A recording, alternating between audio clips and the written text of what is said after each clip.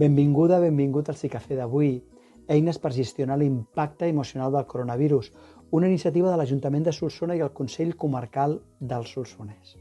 Avui parlem de l'amor i diem que l'amor és un verb, perquè ara que estem compartint aquests dies molt més estretament amb persones, tot el dia a casa amb elles, és molt important que entenguem que és igual el que jo senti, que el que importa és el que jo faig i que per tant els meus actes han de buscar el seu benestar. I si els meus actes han de buscar el meu benestar, us proposo que busqueu actes que cuidin els altres. I aquí em permeto suggerir dos reptes, dos consells diferents. Uns són pels homes i uns altres per les dones. Els homes us proposo que us impliqueu a casa. Que quan estigueu a casa no sigueu una càrrega més, no sigueu un fill més, sinó que us impliqueu en fer els deures amb els vostres fills i filles en les seves dutxes, amb les rentadores, amb els dinars, amb els sopars, amb rentar els plats.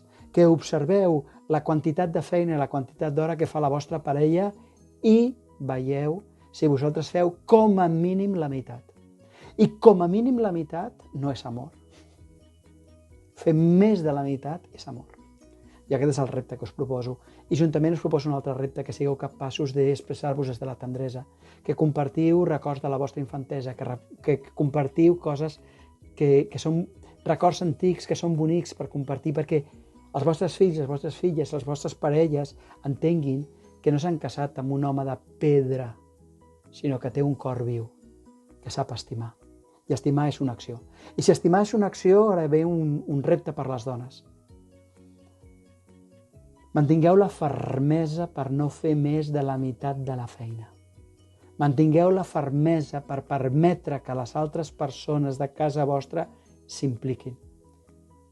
La vostra parella, que s'impliqui, que faci com a mínim la meitat. Fermesa amorosa. I això és amor, Permetre que si som un equip, som un equip. I que cadascú faci la seva part.